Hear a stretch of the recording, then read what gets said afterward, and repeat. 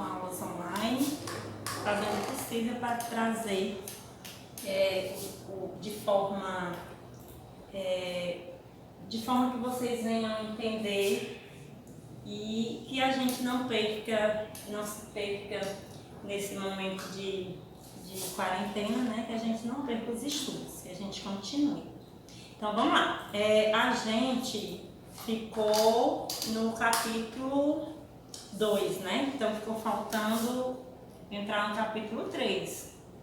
E os outros capítulos o outro professor vai trabalhar. Então esse capítulo, ele não é novidade para vocês. Por que não é novidade para vocês? Porque todo esse conteúdo que eu vou explicar agora, vocês viram no 7º ano, tá? Então, nós temos aqui números proporcionais, que já foi trabalhado no 7º ano. Então, nós temos, primeiro, para relembrar a razão. O que é uma razão? A razão é um quociente. Então, o que é quociente? Quociente é o resultado de uma divisão. Então, nós temos aqui, ó, a divisão que pode ser armada dessa forma, ou a divisão em forma de fração, onde nós sabemos que o denominador tem que ser diferente de zero, porque não existe divisão por zero. Então, essa é uma razão. Então, a razão é um quociente, ou seja, é o resultado de uma divisão, correto? Então, tendo a razão, nós temos a proporção, que a proporção é uma igualdade entre duas razões, que também ela pode ser exposta dessa forma, armada dessa forma ou dessa forma, onde esses termos, o B e C, eles são chamados de meios e o A e o D são chamados de extremos, né? Assim como a gente viu no 7º ano, nós temos o antecedente, que é o numerador, e o consequente, que é o denominador, correto? Então, a igualdade entre duas razões é chamada de proporção. E aí nós temos aqui a propriedade fundamental da proporção, que é o produto dos meios, ó, A vezes D, é igual ao produto dos extremos, correto? Então, nós temos que, para ser uma proporção, né, toda proporção tem que aplicar essa propriedadezinha, o produto dos meios é igual ao produto dos extremos. Daí aqui a gente tem exemplo de números proporcionais, que no caso a gente usa no dia a dia, que é a questão da escala, né? A escala, se vocês observarem, nos livros de geografia, todo livro de geografia, quando aparece o desenho do mapa, ele tem a escala do ladozinho, né? Toda casa, quando ela é construída, na planta da casa, tem também a escala. O que é a escala? É o comprimento do desenho dividido pelo comprimento real. Então, não deixa de não ser um tipo de razão. Então, aqui é um exemplozinho básico que vocês já estudaram da escala. Nós temos aqui um tipo de escala, 5 centímetros dividido por 30 quilômetros. Lógico que a gente tem que transformar na mesma unidade, né? Daí vai ficar 5 sobre, daí nós vamos transformar quilômetros em centímetros. Se você observar aquele quadrinho de unidades, ó, quilômetro, hectômetro, decâmetro, metro, decímetro, centímetro e milímetro, olha só, olha onde é que o centímetro está. Quilômetro está aqui. Então, vai transformar quilômetro em centímetro. Quantas casas vai ter que percorrer? Olha só, 1, 2, 3, 4, 5. Então, nessa transformação aí, nesse quadro de transformações, cada quadrinho desse corresponde a 10. Então, como a transformação é do maior para o menor, então a gente multiplica. É a mesma coisa de multiplicar 30, né, então nós vamos ter aqui 100 mil. Então, é a mesma coisa. Então, só 30, repetiu 30, e acrescentar a quantidade de zeros que tem, ó, 10, 10, 10, 10, 10, ó, 5 zeros. Então, você acrescenta 1, 2, 3, 4, 5. 5 zeros. Daí formou o número. Ficou 3 milhões de centímetros. Dá para simplificar? Dá para simplificar por 5. O que é que vai acontecer? Vai acontecer que 5 por 5 dá 1. E se eu dividir 30 por 5 dá 6. E acrescento os outros zeros. 1, 2, 3, 4, 5. 1, 2, 3, 4, 5. Pronto, então essa escala vai ficar de 1 por 600 mil. Ela pode ser representada assim, ou ela pode ser representada dessa forma. 1 por 600 mil, correto? Então, nós temos aqui a escala que, como a gente já viu lá no 7º ano, é um tipo de razão. Então, ele já dá a escala para a gente procurar ou o tamanho do desenho ou o tamanho real, daí a gente procede como uma proporção, que vai ficar uma igualdade entre duas razões, e a gente usa a regrinha fundamental, tá? Então, continuando, revisando lá os conteúdos que a gente já viu, já que esse capítulo é de revisão, nós vimos números diretamente proporcionais. Então, eu coloquei aqui um exemplozinho para a gente poder aprender melhor, revisar, relembrar melhor. Mas eu digo que os números, eles são diretamente proporcionais quando eles têm a mesma razão de proporcionalidade. Então, vamos lá. Eu vou dizer que 2 vai estar para 6, né? Assim como 5 vai estar para 15, assim como 12 vai estar para 36, correto? Então, simplificando essa razão, nós temos 1/3, correto?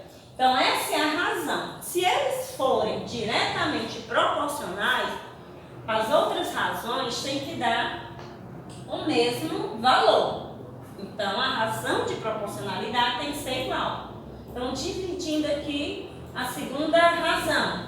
5 por 5 dá 1, 15 por 5 vai dar 3. Olha só. Aqui, 12 por 12, 36 por 12. 12 por 12 dá 1, 36 por 12 também dá 3. Então, nós podemos observar que todas essas razões tiveram a mesma razão de proporcionalidade, correto? Então, deu para perceber que se eles têm a mesma razão de proporcionalidade, logo, esses números são diretamente proporcionais. Continuando, nós temos a divisão de números em partes proporcionais. Já aqui, a gente já viu a parte de números diretamente proporcionais, vamos ver a divisão de números em partes diretamente proporcionais. Aqui eu vou passar um problema para vocês, tá? Vamos imaginar que é uma sociedade entre 3 amigos, né? O Rafael, o Lucas e o Bruno, tá? Rafael, Lucas e Bruno. Então, na empresa deles, eles estão com um lucro de 120 mil. E daí, nós sabemos que em divisões de números diretamente proporcionais, a parte de cada um tem que ser de acordo com o que foi investido, com as partes que foram investidas por cada sócio. Então, nós temos que o Rafael investiu 2 partes, o Lucas 3 e o Bruno 5. Então, tem que ser diretamente proporcional ao que foi investido. Então, o que nós vamos fazer? Então, como cada parte tem que ser dividida, tem que ser de forma diretamente proporcional ao que foi investido, o que nós vamos fazer? Nós vamos somar as proporções aqui, olha só. Vamos pegar, somar os valores para encontrar, já que eles são números diretamente proporcionais, vamos encontrar a razão de proporcionalidade para a gente poder encontrar a parte de cada um. Então aqui no problema já disse que juntando as partes de todos, do Rafael, que vai caber ao Rafael, ao Lucas e ao Bruno, dá 120 mil. Então 120 mil é o que vai ser dividido. A gente ainda não sabe quanto vai ficar para o Rafael, para o Lucas e para o Bruno. Mas a gente sabe que se juntar, somar as três partes, vai dar 120 mil. Então somando aqui os valores de cada um que investiu, vai dar 10, correto? Então deu 10. Vamos fazer essa divisão, que só precisa cancelar o zero, né? Cancelando o zero, eu encontrei a razão de proporcionalidade, que deu 12 mil. Então, para saber quanto coube para cada um, nós vamos fazer uma proporção, que é uma igualdade entre duas razões, e fazer a regrinha principal da proporcionalidade, que é meios por extensa. Então, o Rafael vai ficar com 24 mil, né, que é a multiplicação dos meios. A multiplicação dos meios é igual à multiplicação dos extremos. O Lucas vai ficar com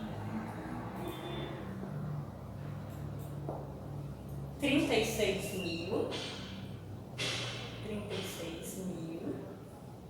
E o Bruno, você pode fazer dessa mesma forma. Ou você pode somar as duas partes, né? E observar que a soma das duas partes vai dar 60 mil, não é isso? Então, como vai dar 60 mil, esta é 120, esta 60 mil para o Bruno, né? Então, se observarem, somando 60 mil mais 36 mil dá 96 mil. 96 mil mais 24 mil vai dar 120 mil. Então, coube a cada parte, a cada um, dessa forma. Que já foi trabalhado no 7º ano, essa regrinha, que a gente também conhece ela como regrinha de sociedade. Também pode ser aplicada utilizando as regrinhas das proporções de números diretamente proporcionais. De acordo com os números diretamente proporcionais, nós temos também os números inversamente proporcionais. Que nesse primeiro momento, para saber se o número é inversamente proporcional, para não ter que você pegar o primeiro para o inverso do segundo, então, para não ter que fazer, pega o primeiro, multiplica pelo inverso do segundo, fazer esse processo todo. Então, como você já sabe, é só multiplicar cada termo e o resultado, se os resultados da multiplicação forem os mesmos, então esses números são inversamente proporcionais. Exemplo, 2 vezes 12. 2 vezes 12 deu 24. Correto? 6 vezes 4. 6 vezes 4 também é 24. 6 vezes 3. 6 vezes 3 também é 24. Então, observando que deu todos esses valores, deu o mesmo, eles são inversamente proporcionais.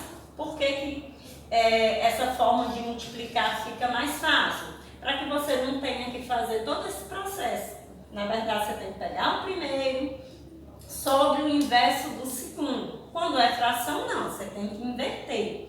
Mas quando o número não está em forma de fração, então precisa você multiplicar cada termo com seu correspondente. Se você vê que os resultados deram iguais, eles são números inversamente proporcionais. E aqui a gente tem um probleminha também relacionado à divisão de números inversamente proporcionais. Então, vamos imaginar aqui um problema. Nós temos 2 funcionários numa empresa, onde a forma que é distribuído a produção deles é de acordo com as faltas, só que é de forma inversamente proporcional. Então, nós temos aqui o funcionário X, que durante o mês ele teve 2 faltas. Então, a parte que cabe a ele é inversamente proporcional à sua falta. Aqui, ó, já pus aqui de forma inversamente. Então, de acordo com nossos estudos no 7º ano, revisando, nós vamos pegar da mesma forma, somar os numeradores, são chamados antecedentes, e vamos somar também os consequentes até a gente chegar à razão de proporcionalidade. Aqui já nos fala no problema que os 2 juntos dá 1.800.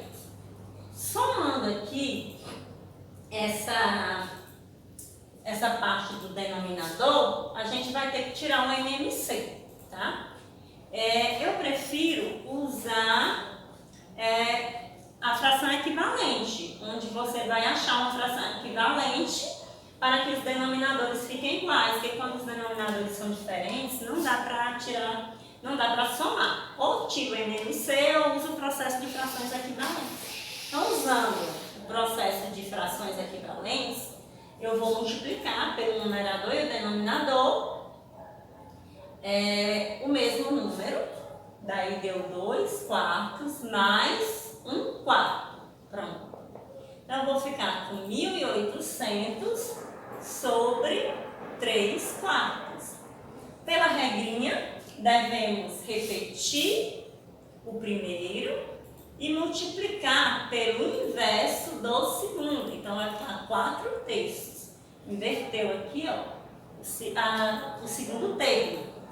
Então, ficou 4 terços.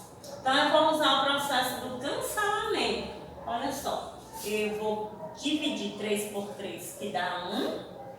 E aqui, 1.800 por 3 vai dar 600. Simplifiquei aqui, ó. Então, vai ficar 600 vezes 4, que vai dar 2.400. 600 vezes 4 vai dar 2.400. Correto? Daí eu vou pegar esse termo, que é a razão de proporcionalidade que a gente encontrou, e igualar a cada parte, ao que coube a parte de cada sócio, de forma inversamente, correto? Então, vai ficar assim, ó, x, o funcionário x vai ser igual, que vai ficar 2.400 vezes 1, que é 2.400, dividido por 2. Então, 2.400 dividido por 2 vai dar 1.200, correto? 2.400 dividido por 2 vai dar 1.200.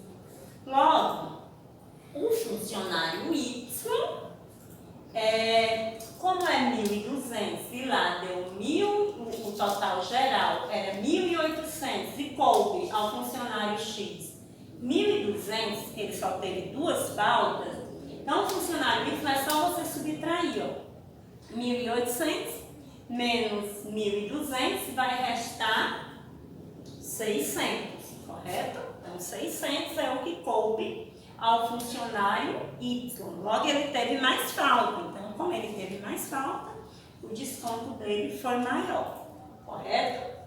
Então, acabando essa parte aqui de números proporcionais, que foi uma revisão do 7º ano, que tudo isso a gente já viu no 7º, nós vamos para a porcentagem, que também foi um conteúdo que a gente já viu. Então, a porcentagem, ela pode ser escrita na forma simbólica, aqui o símbolo, mas para você calcular, ou tem que pôr na forma de fração ou na forma decimal. Não podemos calcular na forma simbólica. Ou você põe na forma de fração ou na forma decimal. Então, nós temos aqui uma forma de calcular a porcentagem usando um fator aumento. Vou dar aqui um exemplo. Você tinha uma dívida para pagar. Essa prestação, essa dívida, era no valor de 120 reais, correto? Daí, foi acrescido, quando você foi pagar, estava com juro, né? Então, foi acrescido um juro de 5% em cima da sua prestação, em cima do seu valor. Então, esse fator aumento, utilizando ele, você encontra já o valor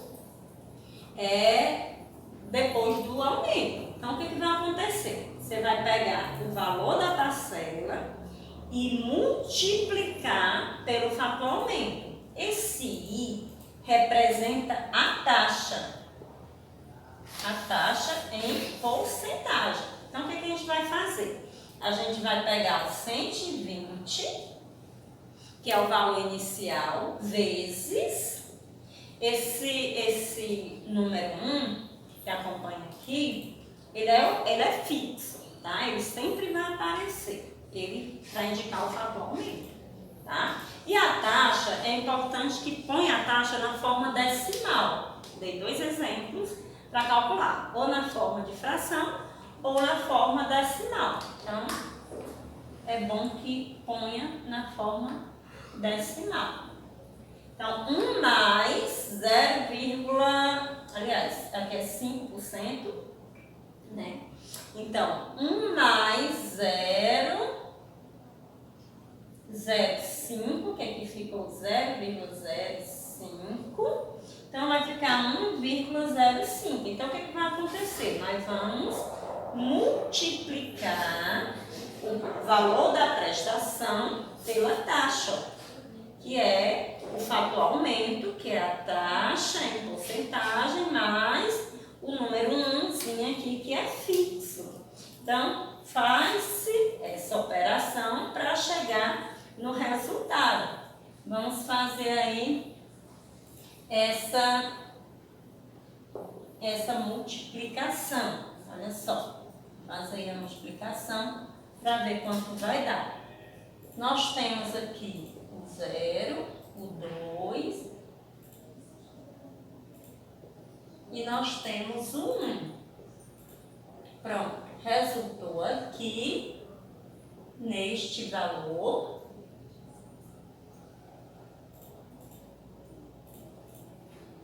de R$126. Então, a taxa aumentou R$6.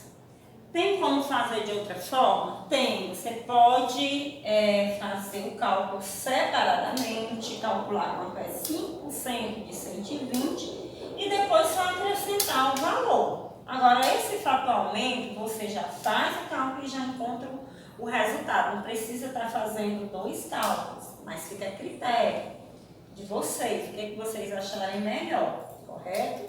Então, esse aqui é o fator aumento.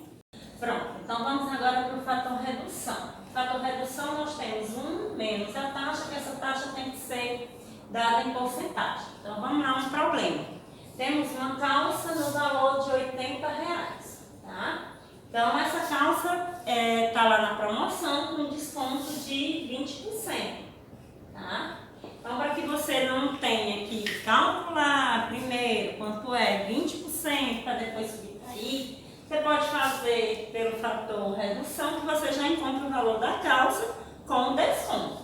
Então, nesse caso aqui, nós vamos pegar o valor da calça multiplicado por 1 menos a taxa, que vai estar na forma decimal, 0,20.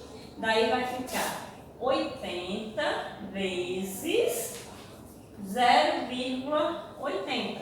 Então, Fazendo essa multiplicação agora, nós temos R$64.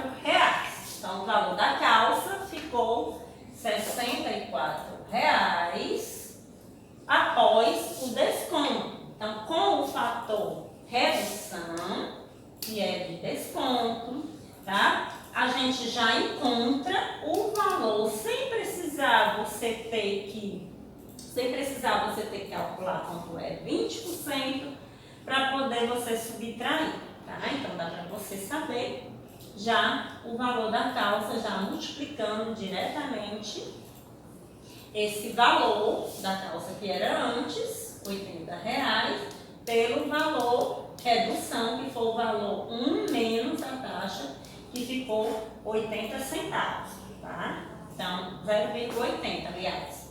Então, feita a multiplicação, deu para encontrar esse resultado. Certo?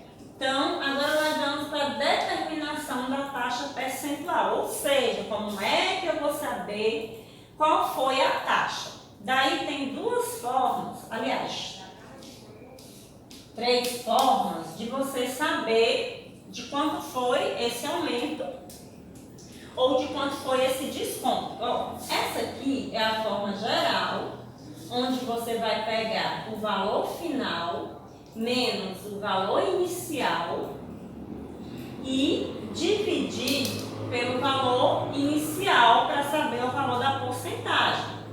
Então, vamos lá. Vamos pegar aqui como exemplo o que a gente fez aqui em cima. Pronto. A calça era R$80, tá? Após o desconto, ficou R$64. Então, o que você vai fazer? Houve uma diminuição, né? Era 80, passou para 64, de R$16, correto? Então, esses R$16, que foi o valor, que era o valor final, né? Nós temos 80 menos 64, né? Que deu 16, sobre o valor inicial, que é 80, correto? Então, fazendo essa divisão, nós temos daqui, dá para perceber que dá para dividir por 8, olha só, 16 por 8 dá 2, 16 por 8 dá 2, 80 por 8 dá 10, correto? 80 dividido por 8 dá 10. Daí, 2 décimos é igual a 0,2, tá? Que para transformar em porcentagem, eu só desloco a vírgula 2 casas para a direita. Tá muito preso? Tá, não. Isso aí eu dou um zoom no corte. Então, 2 casas para a direita. Daí, se a vírgula desloca 2 casas para a direita, ó, ela vai sair daqui. E esse valor aqui vai ficar 20%, correto? Então, onde a gente viu aqui, ó, que era 20%. Então, aplicando esse aqui, essa forma geral, dá para você saber tanto quanto foi a porcentagem do desconto, quanto a porcentagem do aumento, tá? Então, essa é a forma geral, dá para fazer as duas coisas. Essa aqui, ele deu separadamente e de uma forma diferente. O que ele fez? Aqui ele vai pegar o valor final e dividir pelo valor inicial menos 1, que no caso, o fator redução ou o fator aumento, tá? Já no fator redução, ele pega 1 menos, vai fazer o contrário, ó, 1 menos o valor final dividido pelo valor inicial, correto? Eu acho mais fácil essa forma geral, porque nessa forma geral você já encontra a porcentagem tanto da redução quanto do aumento. É só pegar o valor final menos o inicial, tá? E dividir pelo valor inicial, correto? Então, lógico que aqui você vai pegar o valor maior menos o menor e dividir pelo o valor inicial, tá? Do problema. Fica muito mais fácil. Então vamos aqui para o cálculo de percentuais sucessivos, ou seja, aqueles aumentos sucessivos ou descontos sucessivos ou questões onde aparece desconto e aumento ao mesmo tempo, correto? Daí eu trouxe aqui um probleminha que acontece as duas coisas, acontece o aumento e acontece o desconto, a redução. Vamos ver aqui, ó. Numa fazenda, eles produziam 2.500 abacaxis por mês, correto? Mas aí houve um aumento de 20% num determinado mês. E no mês em que a produção foi menor, houve uma redução de 15%. Então, como fazer esses cálculos percentuais sucessivos? Então, a gente faz da seguinte maneira. A gente pega o valor inicial dado e multiplica tanto pelo fator aumento como pelo fator redução. Como é que vai ficar armado? Vai ficar armado da seguinte forma: 2.500 vezes 1 mais 0,20 vezes 1 menos 0,15, correto? Então, feito isso, nós vamos fazer a multiplicação de 2.500 vezes 1,20 vezes 0,85, correto? Então, a gente pega o valor da produção, que é 2.500 vezes o fator aumento, porque houve um aumento, vezes o fator redução, que houve uma redução. Então, multiplicando todos esses valores, vai dar 2.550. Então, 2.550 é o resultado da multiplicação desse primeiro valor, né, o total de abacaxi de 2.500, quando houve um aumento de 20% e, ao mesmo tempo, também no mesmo ano, em outro mês, houve uma redução na produção. Então, o resultado final deu 2.550, correto? Então, essa é a parte da porcentagem.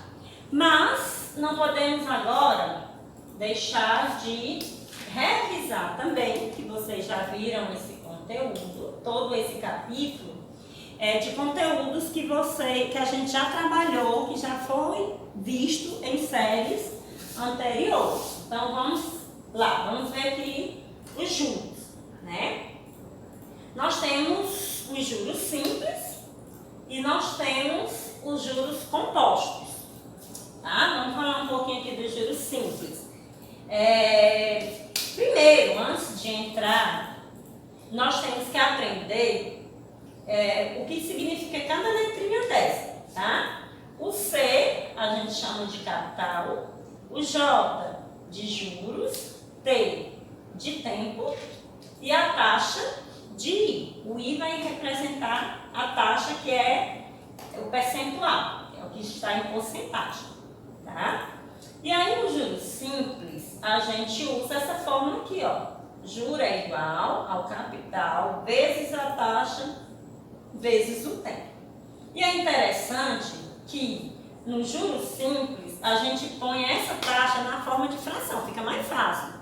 Mas quem quiser usar na forma decimal pode usar, mas fica mais fácil na forma de fração. Olha aqui, o montante é o resultado final da operação. Ou seja, o montante vai ser o capital mais o juro. Então, vamos ver bem aqui um exemplo rápido. Vamos supor que eu tenha aplicado na poupança R$1.000, tá? Então, esse valor que eu apliquei foi meu capital. Eu apliquei um capital de R$1.000, correto?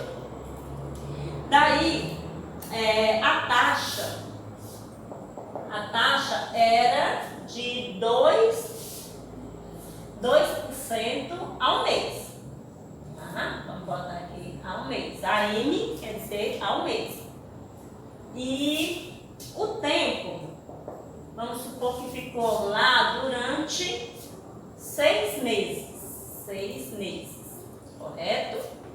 Daí ele quer saber qual foi o juro produzido, tá? Então é o seguinte, pessoal. Vou botar aqui R$1.000. Pronto. Aí ele quer saber qual foi o juro produzido. Olha só. Uma observaçãozinha. Toda vez que você for olhar um cálculo de juros simples, você tem que observar se a taxa está de acordo com o tempo. Porque se não tiver, você vai ter que fazer a transformação do tempo de acordo com a taxa. Exemplo, o tempo aqui está um mês. Eu dei o tempo ao mês. Então, se eu colocar aqui 2 anos, né? Eu quero saber o tempo que ficou lá foi 2 anos. Então, como é ao mês, eu vou ter que transformar esses 2 anos em mês, porque a taxa está um mês.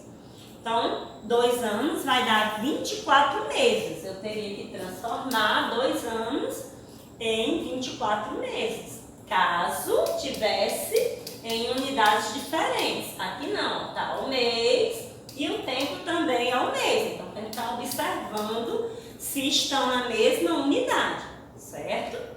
Então, vamos lá. Para calcular o juro, eu vou seguir essa formulazinha aqui, ó. Vou pegar o capital de R$1.000, tá? Vezes a taxa, como eu falei para vocês, a taxa, ela tem que estar ou na forma decimal ou na forma de fração. No juros simples, eu prefiro a forma de fração, 2%, vezes o tempo, que o tempo, 6 meses. Daí, ó, vamos usar o cancelamento aqui, ó, para cancelar os zeros, para ver qual é o valor do juro que foi medido nesses 6 meses a 2% ao mês. Então, vai ficar aqui, ó, 10 vezes 2, 20, né? 20 vezes 6 vai dar 120, tá? Então, esse aqui foi o juro que foi produzido, R$120 nesses 6 meses. Agora, se eu quero saber o montante é o valor final, é o capital mais o juro. Então, se eu quiser saber o montante, eu vou pegar e somar R$1.000 mais R$120, que vai dar R$1.120, correto? R$1.120, tá? Então, olha só, vamos passar agora para juros compostos. Então, na forma de juro composto, nós temos montante, o N, que é igual ao capital, vezes o fator aumento, que é 1 mais I elevado ao tempo, a T. Então, vamos aqui a um exemplo. Um capital de R$1.000, a taxa de 2%. Durante 2 meses, ele quer saber qual é o juro. Então, nós vamos. Montante é igual ao capital de R$1.000 vezes 1 mais 0,02 elevado ao tempo, que é 2 meses. Lembrando que essa taxa tem que estar na forma decimal, certo? Então, nós vamos aqui, ó. Montante é igual a 1.000 vezes. Eu vou ter que resolver essa potência, tá? Então, eu vou ter que resolver aqui, ó. Vou ter que pegar 1,02 vezes 1,02, ó. Vou ter que multiplicar 2 vezes. Então, 2 vezes 2, 4, 2 vezes 0, 0, 2 vezes 1, 2. O 0 aqui deu 2, 0, 1. Pronto. Então, nós vamos ter como resultado